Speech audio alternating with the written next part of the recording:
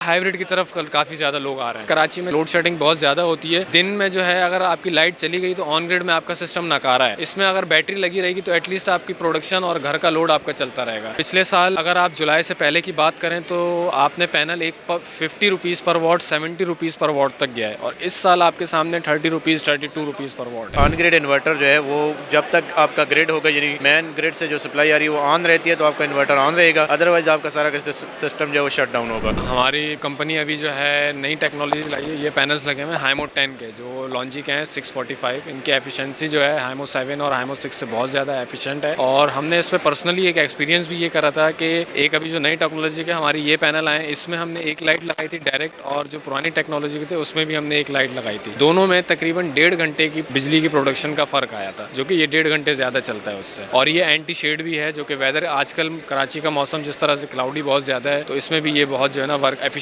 करता है। Hybrid system बहुत ज़्यादा बेहतर है और एक और हाइब्रिड का एक फ़ायदा ये है कि देखिए दिन में आपने जो भी उसमें आप ऑन नेट मीटरिंग भी करवा सकते हैं ना, जो आप ऑन ग्रिड में सीन करवा सकते हैं उसी में हाइब्रिड में आप वो चीज़ कर सकते हैं। उसमें ये कि अगर आप एटलीस्ट एक बैटरी रखवा देंगे तो आपके वो ऑन पीक जो है वो बैटरी से कवर हो जाएंगे आपके, तो आपके ऑन पीक्स का भी बिल बच जाएगा और आपने जो दिन में एक्स्ट्रा प्रोडक्शन करी वो भी आपकी चलती रहेगी। एक और सबसे रीज़न ज़्यादा ये है कि कराची में जैसे कि आपने कहा कि लोड शेडिंग बहुत ज़्यादा होती है, तो दिन में जो है अगर आपकी लाइट चली गई तो ऑन ग्रिड में आपका सिस्टम नकारा है। इसमें अगर बैटरी लगी रहेगी तो एटलीस्ट आपकी प्रोडक्शन और घर का लोड आपका चलता रहेगा। हाइब्रिड की तरफ कल काफ़ी ज़्यादा लोग आ रहे हैं। पिछले साल अगर आप जुलाई से पहले की बात करें तो आपने पैनल एक 50 रुपीज़ पर वॉट 70 रुपीज़ पर वॉट तक गया है और इस साल आपके सामने 30 रुपीज़ 32 रुपीज़ पर वॉट है। इसका मतलब है 40 से 50 रुपए का फ़र्क आया है पर वॉट पे। 2015 से जो है पाकिस्तान के अंदर जो है हम लोकल सोलर पैनल बना रहे हैं, तो हमारा अपनी जो है फैक्ट्री है जिसके अंदर हम सोलर पैनल प्रोड्यूस कर रहे हैं। 50 वाट से लेकर 450 वाट तक जो है हमारे पैनल बन रहे हैं। ऑन ग्रिड इन्वर्टर और हाइब्रिड में बेसिक डिफरेंस ये है कि ऑन ग्रिड इन्वर्टर जो है वो